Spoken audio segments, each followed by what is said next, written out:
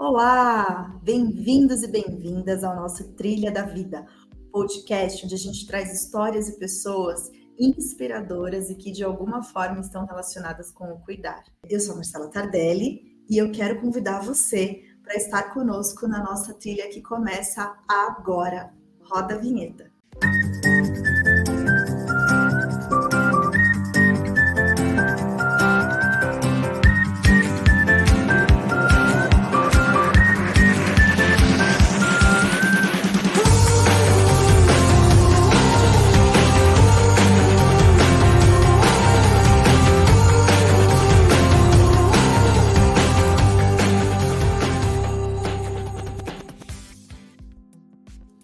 E hoje eu tenho a honra de trazer aqui para o nosso bate-papo Vera Bifulco. A Vera é psicóloga clínica e co-organizadora dos livros Câncer, uma visão multiprofissional e Cuidados Paliativos, um olhar sobre as práticas e as necessidades atuais, além de ser coautora do livro Conversas sobre a Vida e a Morte em Cuidados Paliativos.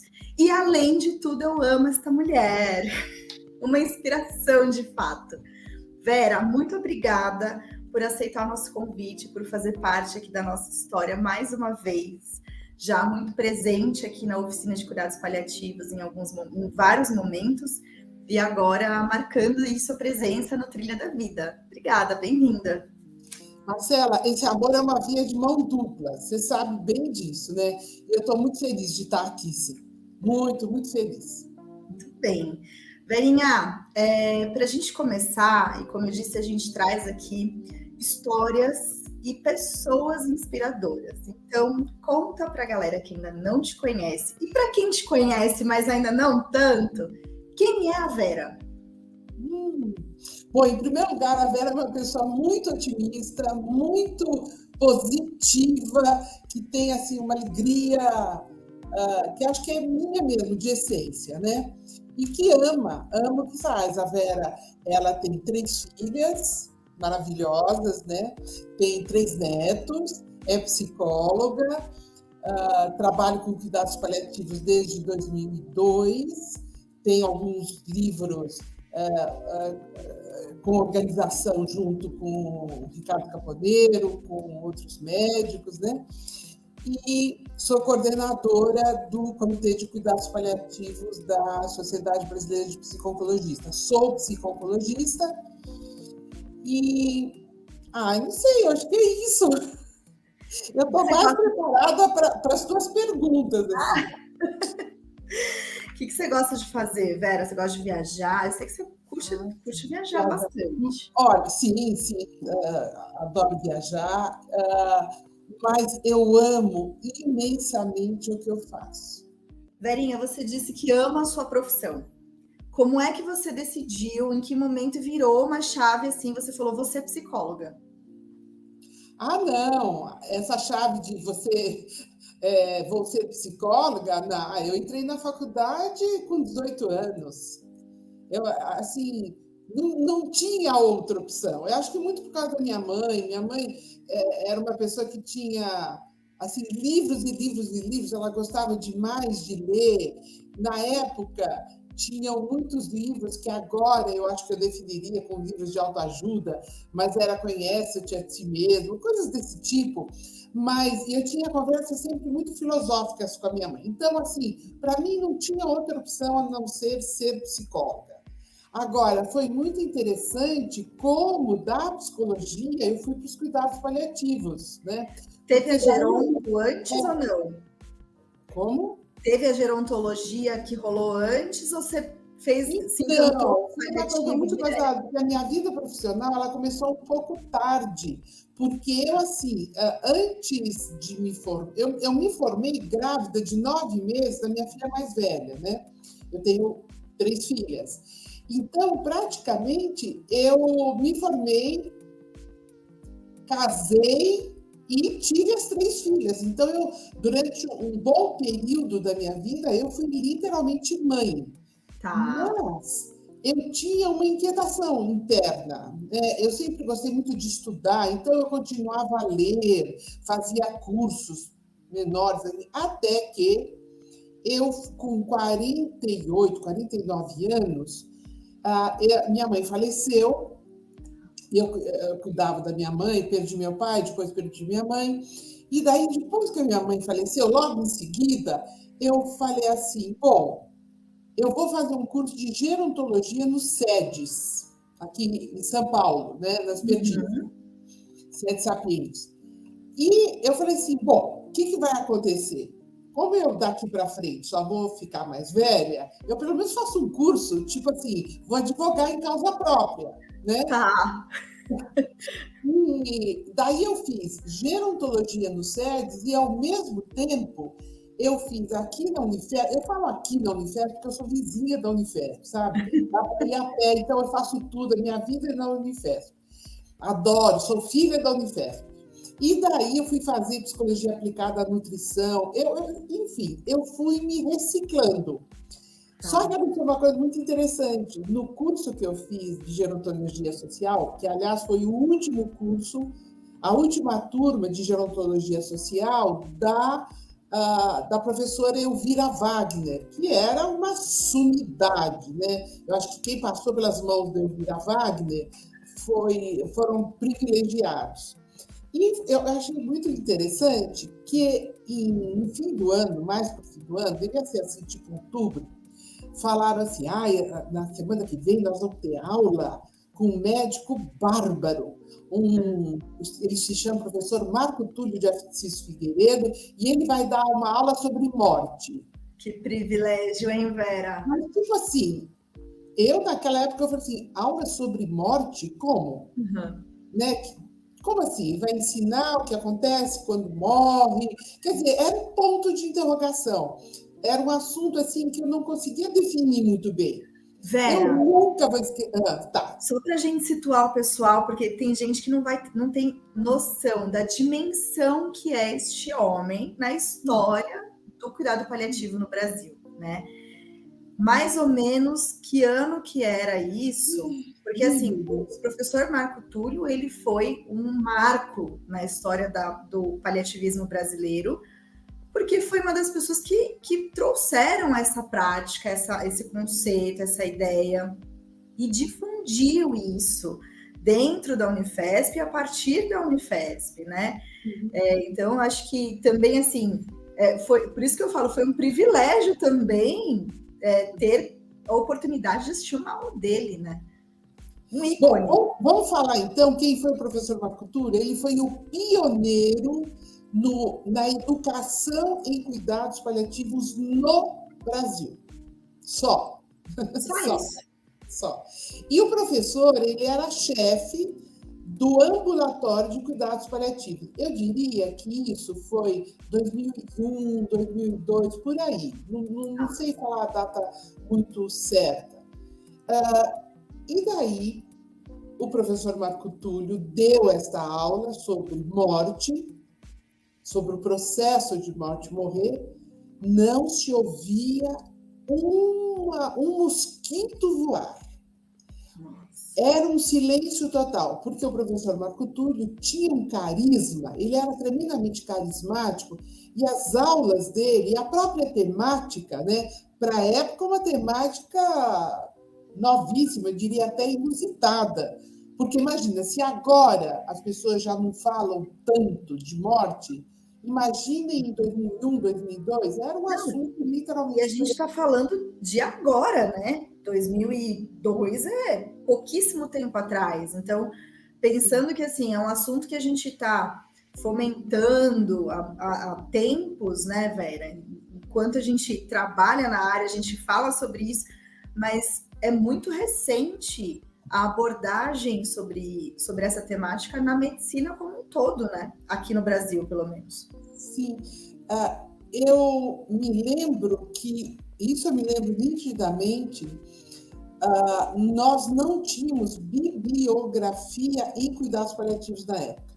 Eram sempre textos e livros estrangeiros. Alguns textos o professor traduzia e nós fizemos a primeira apostila em cuidados paliativos, que era distribuída porque existia uma disciplina eletiva na Unifesp de cuidados paliativos, graças ao professor Marco Túlio, disciplina essa que era oferecida para os alunos da enfermagem, mas alguns da medicina também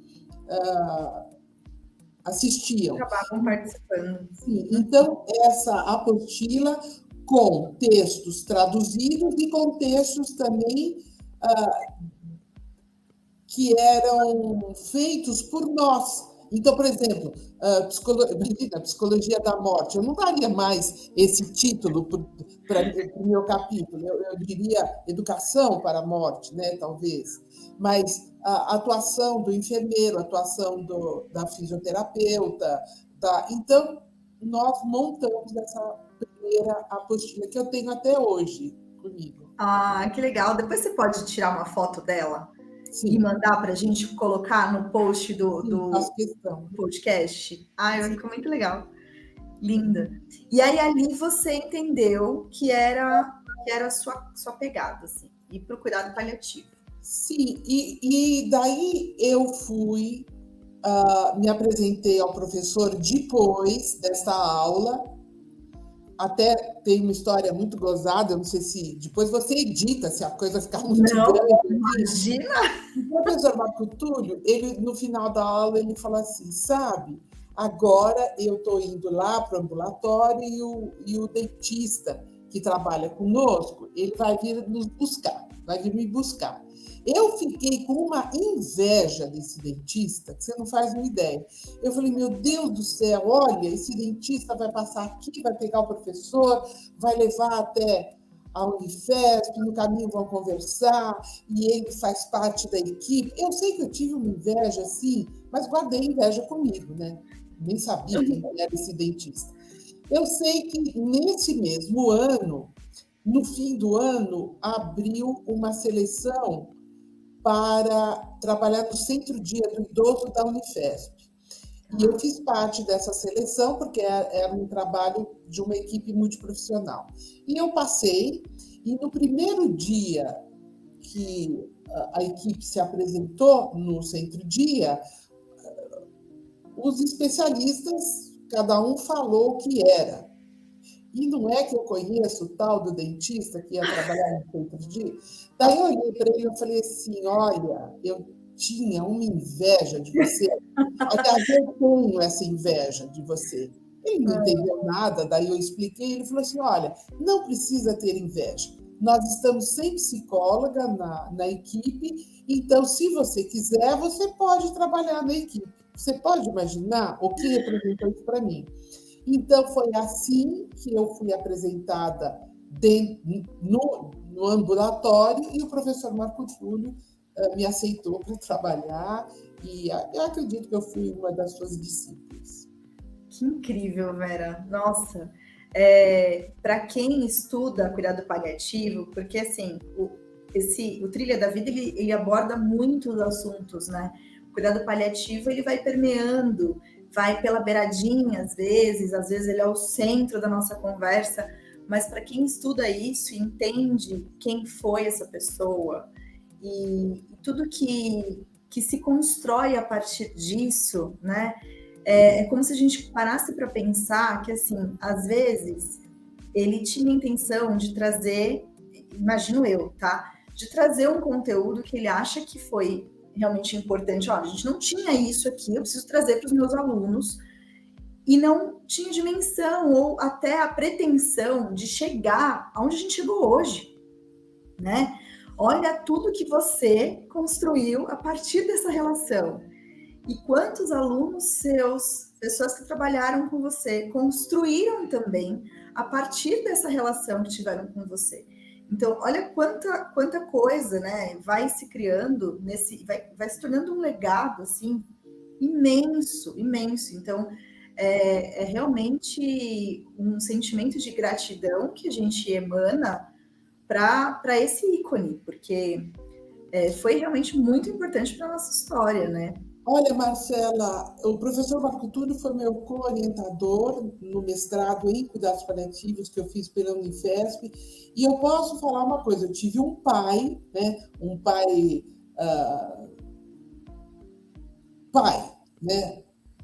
Mas eu tive um pai profissional, que eu digo assim, sem dúvida nenhuma, que foi o professor. Olha só, Eu tive dois pais.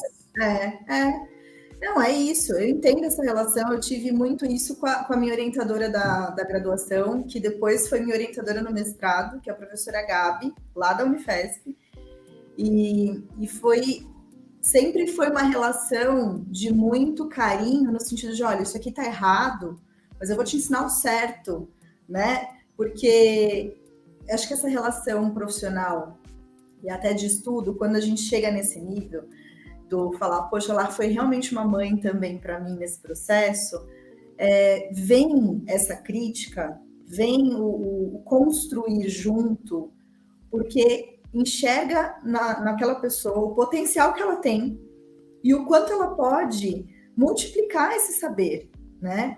Então não é só mais um trabalho, também vem junto tanto amor, né, Vera? Vem muito. Sim, não resta a menor dúvida.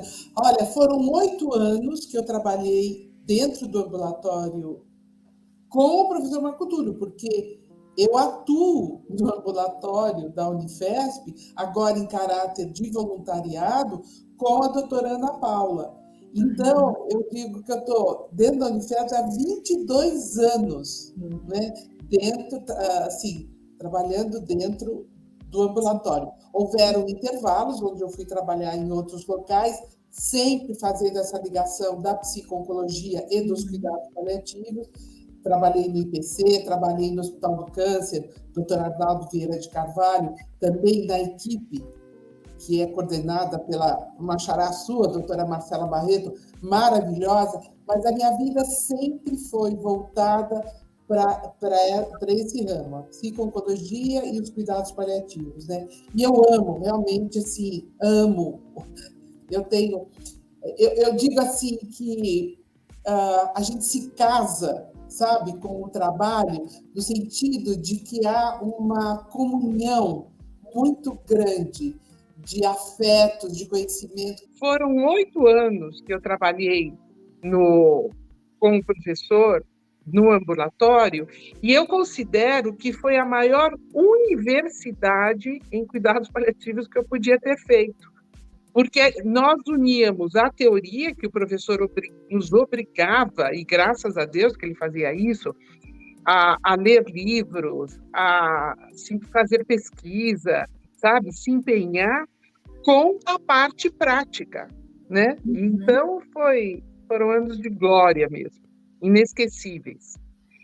E em que momento a ênfase ao Alzheimer chegou para a sua prática, Vera? Porque a gente teve várias oportunidades assim de trabalhar essa questão, não só em cursos da oficina, mas você teve o projeto Cuidador, que olha para cuidadores de pessoas com Alzheimer, de pessoas que têm Alzheimer.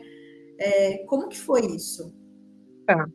Bom, as coisas aconteceram um pouco juntas, sabe? Tudo junto e misturado. Quando eu fiz gerontologia no SEDES, eu fiz junto com uma fisioterapeuta, que agora está morando até nos Estados Unidos, a Mayumi. E ela era coordenadora de um grupo, aquele grupo de apoio a cuidadores de Alzheimer da sociedade de Alzheimer mesmo, né? Muito bem. E ela ia sair deste grupo. E ela falou assim, Vera, você não gostaria de assumir esse grupo? Na época, o grupo se reunia no Hospital Santa Catarina.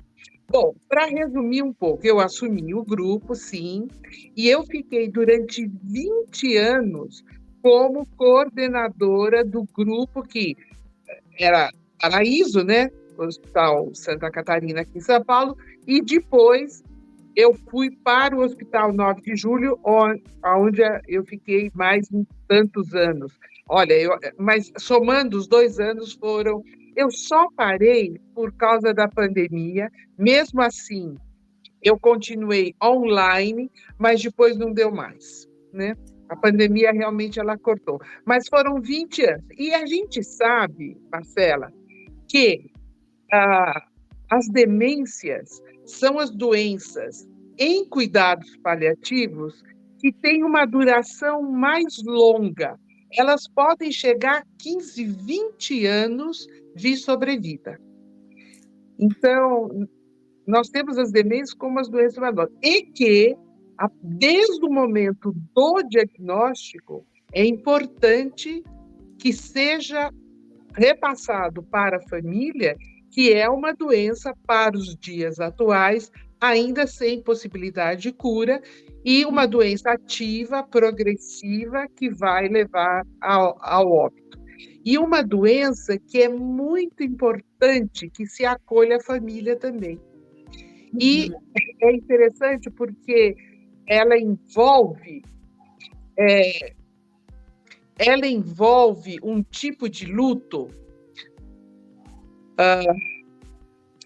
que é um luto não reconhecido pela sociedade. Ou seja, os familiares, eles passam por este luto como uma perda não legitimada na atualidade. E nem eles sabem que eles estão passando por um processo de luto, né? Eles sofrem sem saber que estão passando por um processo de luto. Porque a perda social, ela acontece muito antes do óbito, né, Vera? Então tem todo esse contexto também pré-óbito que é muito mais longo e até às vezes mais intenso. Porque assim, não vou nem usar tradicionalmente, nem convencionalmente, mas assim, comumente conectam cuidados paliativos com paciente oncológico e acabam esquecendo essa gama de outras doenças que também são crônicas, que também são progressivas e que também são irreversíveis e poderiam sim ter atuação do paliativo ali fortemente. E por muito tempo essa família fica perto de um paciente nessa condição e que tem ali um aspecto muito peculiar, que é essa desconexão com o que ele era, né? E por isso você traz também essa questão desse luto que é vivenciado e não reconhecido. Marcela, eu acho que aqui a gente tem que esclarecer, até para as pessoas que estão nos escutando, uma coisa, né? Em primeiro lugar, é de senso comum que as pessoas achem que luto é pela morte de alguém. Sim, o luto físico, a morte material da pessoa, esse é o último, né? Isso é a última coisa que acontece. Só que até chegar neste luto físico, muitas perdas, muitas mortes, elas vão acontecendo no cotidiano, no dia a dia. Os cuidadores, eles não se percebem em luto porque em primeiro lugar, porque nunca ninguém disse isso para eles, né? Então, não teve nenhum profissional que falou assim, olha, esse sofrimento que você está passando ao cuidar de um ente querido com demência é um processo de luto. Então, todo esse seu sofrimento são justamente os sentimentos ambíguos que você vive neste processo de morte e morrer, né? Porque a morte, ela pode ser até serena e tranquila, o ato de morrer, né? E que a gente espera que seja mesmo. Agora, o que não é tão tranquilo, se não for bem cuidado, é o processo da pessoa em vida sofrendo fisicamente, emocionalmente, socialmente, culturalmente, né? Espiritualmente, até chegar na morte física final. Então, é esse cuidado que a gente precisa abordar com os cuidadores formais e informais de todos os pacientes. Aqui a gente está falando de demências, né? Mas os pacientes também, os cuidadores de doenças oncológicas dos seus entes queridos, todas as doenças, né? Elas precisariam ser abraçadas pelos cuidados paliativos. Lembrando sempre que o cuidado paliativo, ele deveria acontecer, né? E eu entendo que ele deva acontecer no momento onde há um sofrimento, seja de ordem física, de ordem psíquica ou emocional ou mental, seja de ordem espiritual, social ou cultural. Perfeito, perfeito, Vera. Muito bem lembrado, muito bem colocado. Eu acho que esse trabalho que você traz também no decorrer da sua história é uma fonte de inspiração para que a gente também abra os olhos para esse sofrimento que vai além do paciente, né? A gente vive falando que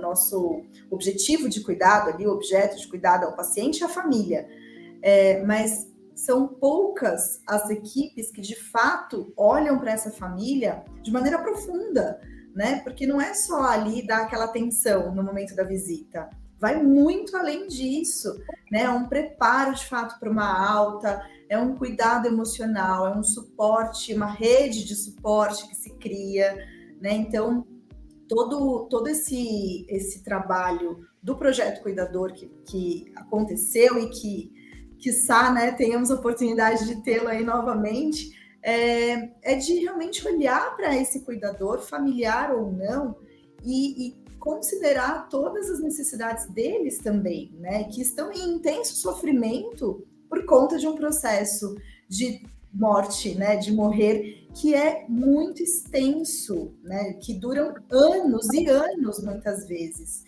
E outra coisa que você traz também é esse olhar para o cuidador não familiar, que também muitas vezes é desprezado, né, porque entende-se que pelo fato dele ser um profissional, ele já está preparado para viver aquilo, e que ele não vai precisar do nosso cuidado, porque ele também é um profissional. Então, isso exclui ele, né? Marcela, a própria definição de cuidado paliativo engloba a família, tá? Isso na própria definição. E tem outro fator. A família, ela tem duplo papel. Ela é cuidadora, mas ela é receptora de cuidados. Eu, particularmente, eu gosto que a família esteja melhor que o paciente. Você vai achar gozado isso. Por quê? Porque a hora que esse paciente não está nas mãos de uma equipe multiprofissional, quem vai repassar uma qualidade de cuidados a ele é a família. Então, a família precisa estar muito bem. Ó, deixa eu te contar uma coisa. Agora, há pouquíssimo tempo, entrou um filme na Netflix chamado As Três Filhas, ou Três Filhas, que, para mim, é o primeiro filme que aborda a temática cuidados paliativos, olhando a dinâmica familiar. Então, assim, e você vê como uma família desestruturada, sem uma orientação, ela sofre terrivelmente, coisa que podia ser evitada. Eu acho que tem muitos sofrimentos na área da saúde que poderiam ser evitados se fossem melhor administrados, né? Tipo, com uma equipe de cuidados paliativos. Lembrando sempre que cuidados paliativos a gente faz com uma equipe multiprofissional, né? Perfeito, perfeito, Vera. Bom, o papo está super gostoso, a gente queria trazer muitas e muitas histórias, mas a gente precisa caminhar para o fim. E antes da gente encerrar, queria perguntar para você, Vera, qual é a moral da sua história? Então, eu tenho uma coisa comigo, Marcela, muito pessoal, sabe? Como eu te falei, eu tenho 3 filhas, e o assunto morte aqui em casa não é um assunto tabu, pelo contrário. Então, eu já deleguei a elas, né, as minhas vontades, o que eu gostaria que elas fizessem. Das 3, eu elegi uma delas como minha cuidadora principal, né? Não desmerecendo as 3, mas eu acho que uma tem que bater o martelo. E eu fui muito clara nisso, né? Quando eu falei assim, olha, na dúvida, a fulana de tal, né? Eu até gosto de falar o nome dela, porque eu digo que as minhas lives, o que eu digo, são registros, né? Eu documento quem é ela, então ela não pode fugir da coisa. Que é a Maria Luísa, que é a minha filha do meio. né, advogado. Então, Tem também uma justificativa técnica, né? Vamos combinar que informação que ajuda. Isso. Então, veja bem, porque eu sei que há um certo dilema, né? Que vai pairar, não, acho melhor isso, aquilo.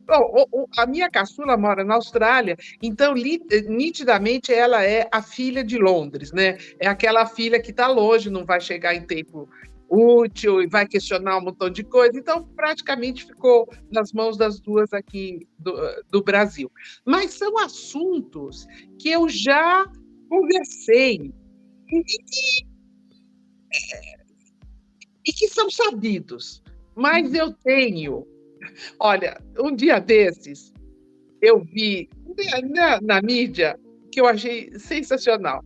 Falou assim, é um meme, né? Que falou assim, quando eu morrer, eu quero que sintam saudades, não alívio. É meio que assim, né? Que sintam saudades de mim e não alívio. Ai, né? Sim. Agora, eu digo que eu tenho um legado que eu quero deixar. Eu quero deixar o meu sorriso. Eu quero que lembrem de mim, lógico, como uma construção de vida, de tudo aquilo que eu fui durante a vida e que, através dos meus registros, né, pessoais e de livros e de aulas, né, fiquem na memória de todos. Mas eu quero que lembrem de mim com o meu sorriso. Então, eu acho que as pessoas deveriam pensar como eu quero ser lembrada depois da minha partida.